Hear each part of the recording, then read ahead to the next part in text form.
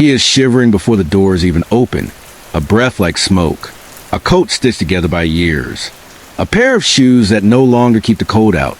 Samuel presses a palm to the glass of Crestwood Mall and watches as fog bloom and fade. Inside, warmth. Inside, lights. Inside, the rumor of safety. He waits for the doors to slide. They do. Heat spills over him like a memory he can't quite hold. He steps in. People pass in currents. Perfume. Coffee. Clean floors so glossy you see yourself, then wish you didn't. He doesn't want to beg. He doesn't want trouble. He wants to sit for 5 minutes and feel his fingers again. He wants a moment where no one looks at him like a problem. Clive is already watching. Broad shoulders inside a navy uniform. Boots buffed until they can startle the sun. Clive has seen this before. He tells himself. He makes a quick call on the radio, even though he doesn't need to. It's not about help. It's about being seen helping. He approaches with the confidence of glass and keys. Hey, you lost. The tone is friendly the way a locked door is friendly.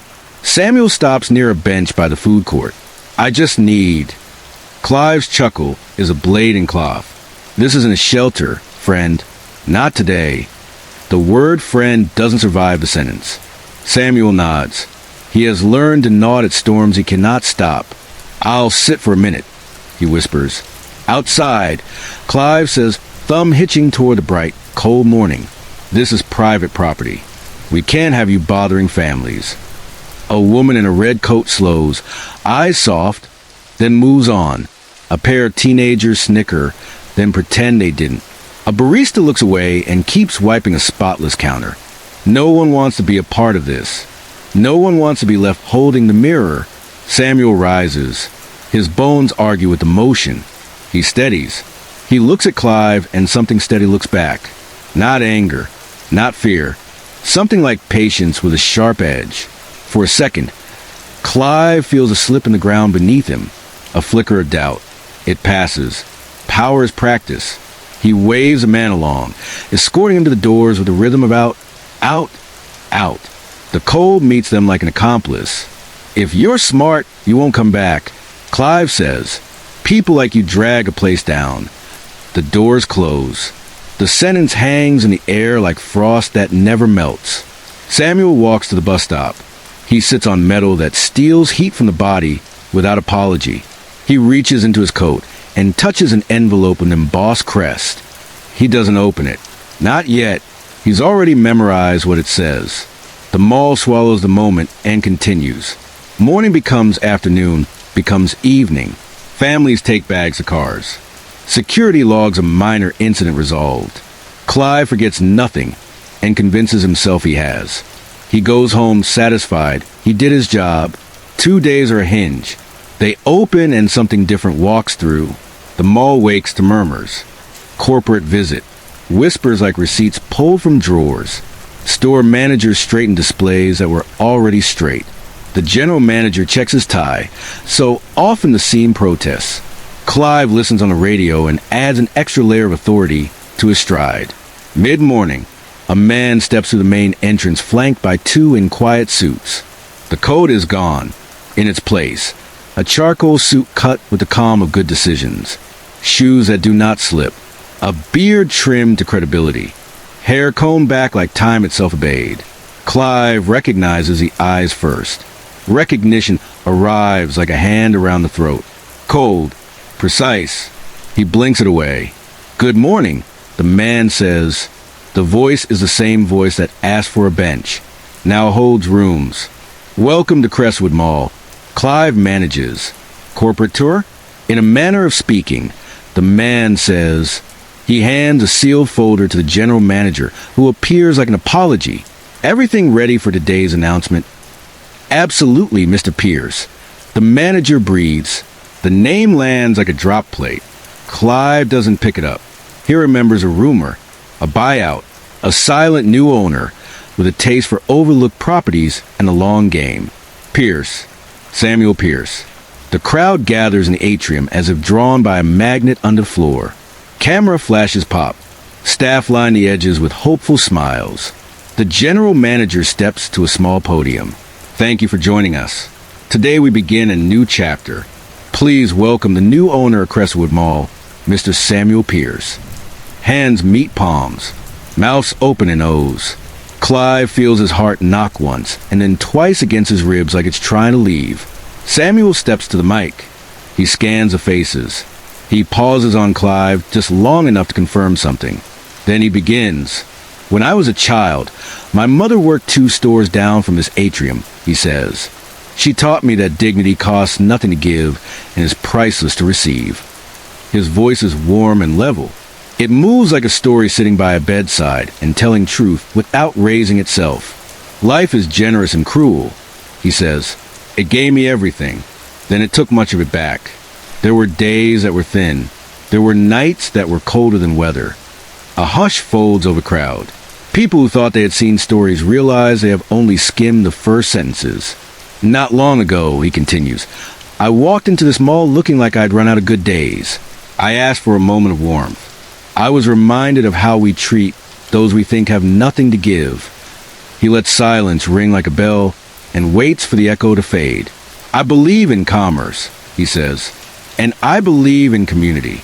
I've purchased this property because it is both a business and a heartbeat. To keep either healthy, we will lead with respect. He looks toward the general manager. Effective immediately, we are introducing training for every staff member, security included, on empathy, de-escalation, accessibility, and bias awareness. We will partner with local shelters, youth programs, and small vendors. We will open early once a week in winter for warming hours.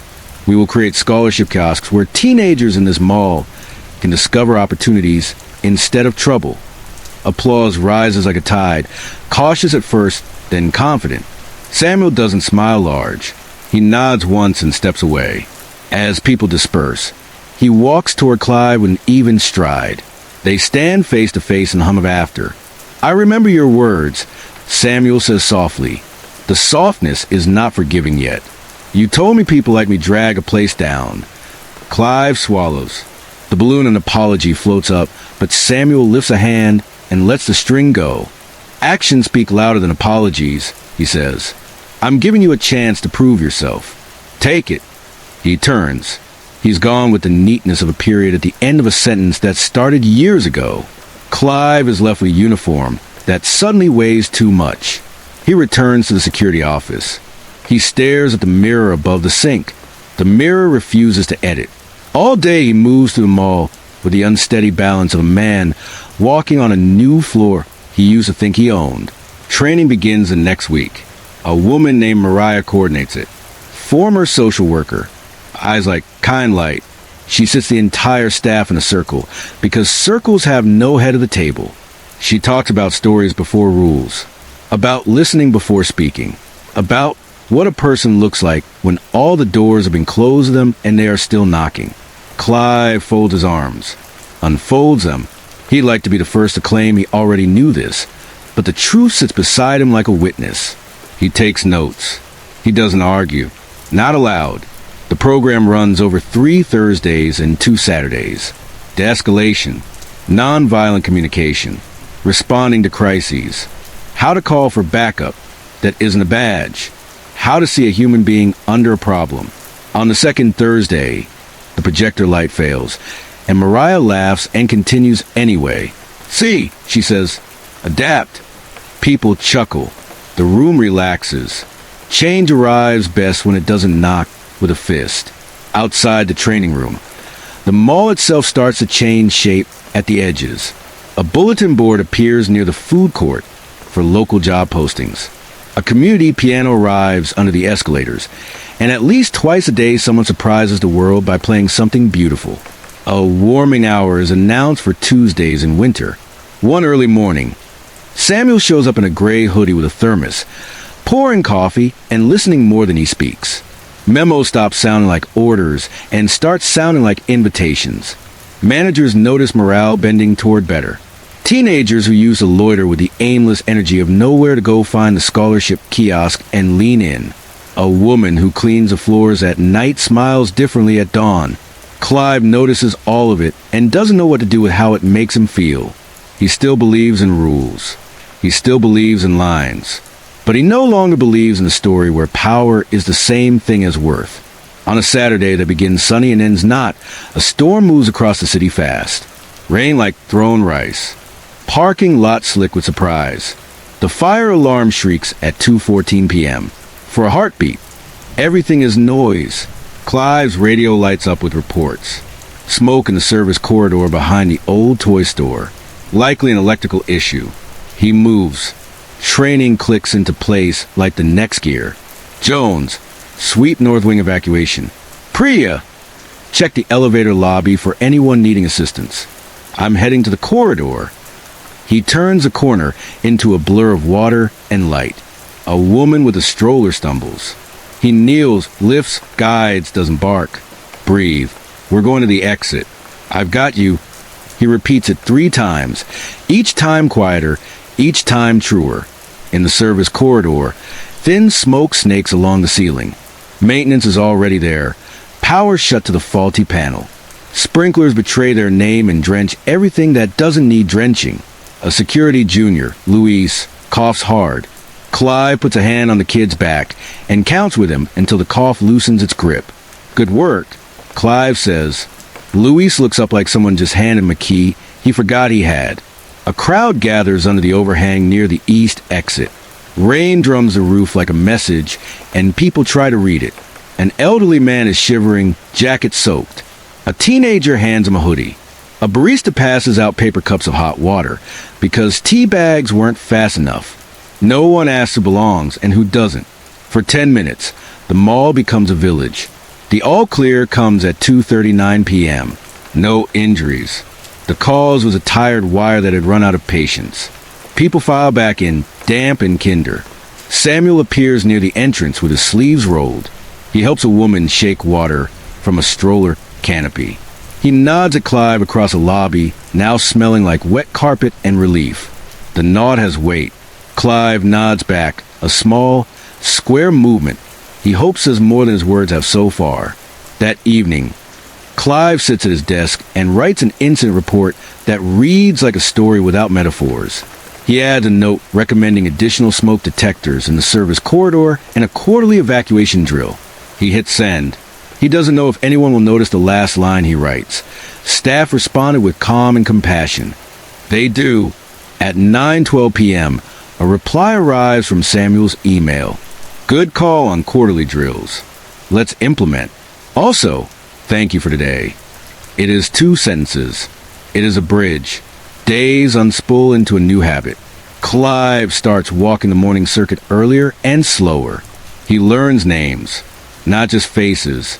He pauses by the scholarship kiosk and asks a kid what he's looking at. Engineering program. The kid says, and his voice trips over the word dream like it's still learning the shape of it. Clive says good, show me, and means it. On a Wednesday, a man in a brown coat wanders and humming to himself and talking to someone no one else can see. Old Clive would have ushered him out with efficiency. New Clive calls Mariah. Walk with me, he says to the man. He listens. He doesn't solve anything big. He solves 5 minutes with dignity. And sometimes that's the tent that keeps the rain off long enough to think. Word gets around. Not the gossip kind. The trusting kind. Vendors trust security to protect without humiliating. Patrons trust the mall to be a place where families are safe and strangers are handled like neighbors who haven't learned your name yet. One late afternoon, Clive sees him. Samuel. No entourage today. He stands by the community piano, listening to a girl in a school uniform play something aching and elegant. When she finishes, he applauds and says, "You know there's a scholarship for music on that kiosk, right?" She nods like hope scares her and stays anyway. Clive waits until the moment ends. He approaches. "Mr. Pierce," he says. Samuel turns. "Clive." Names are anchors. They hold conversations in place against the tide. "I owe you more than a nod," Clive says. He takes a breath that sounds like winter thawing. "I was wrong. Not just that day. Many days before it, too. I thought my job was to protect property from people. It's to protect people in a place. I couldn't see the difference. I see it now." He waits for judgment. He gets time. Samuel looks at him for a long second. He does not rush the mercy or the measure. What changed you, he asks. Clive thinks he should have an elegant answer. He gives a true one. You did. The training did. The fire alarm did. Watching the way this place feels now did. And maybe I got tired of being a locked door when I could be a person. Samuel nods once. Keep going, he says. People don't become better in one turn. It's a path. Walk it. There is no grand absolution. There is a permission to do the next right thing. The next right thing shows up the very next morning.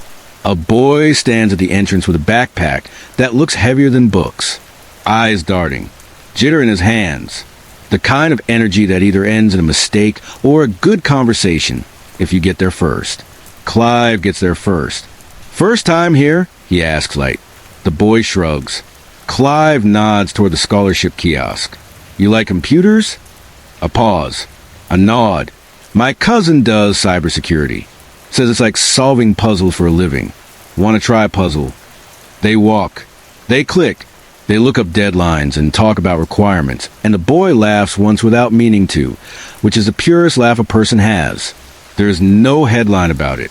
There is a seed in the ground that wasn't there yesterday. Success is a quiet thing that stacks. The mall reports better foot traffic. Stores report fewer incidents. Reviews mention not just clean bathrooms but kind security. A local paper runs a small feature with a big picture. Crestwood Mall reimagines safety as community. Someone pins it in the break room. People keep walking past and touching the corner of it like it's good luck. One evening, just before closing, Clive walks the west corridor where the lights always feel a little tired. He hears the shuffle of feet that have spent too much time outside. He sees a man near the bench by the old toy store. Not Samuel. Someone else, wrapped in a blanket of mismatched stories. Clive slows. Long day, he asks. The man nods, eyes wary. Do you need the warming room? We open early Tuesdays. And the shelter van stops here at 10 till 9. We keep coffee. The man studies him like he's trying to find the catch. There's no catch, Clive says. There's just a place to sit where no one laughs at you. They sit. 2 people. A bench. A mall at the end of the day. The radio at Clive's shoulder murmurs, and he tells it to wait.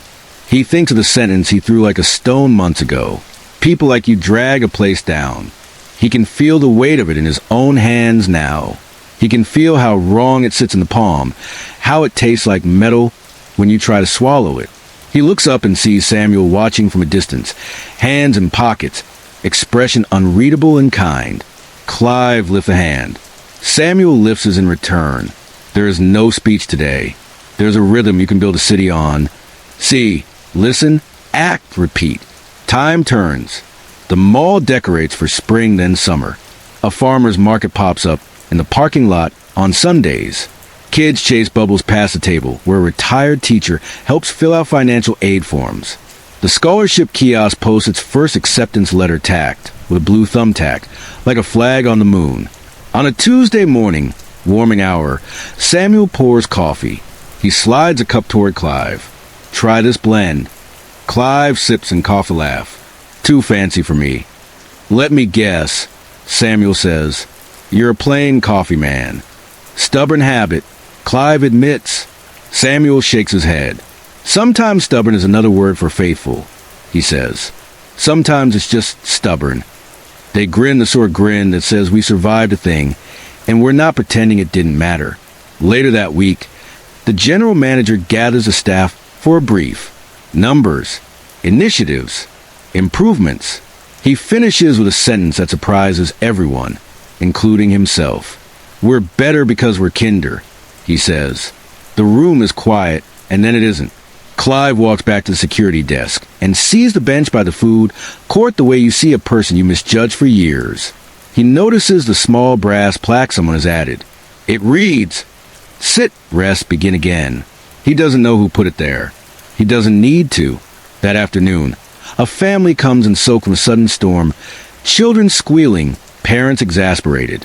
Clive offers towels from a stash he suggested they keep behind the desk. The father takes one, nods, then does a double take. Aren't you the head of security?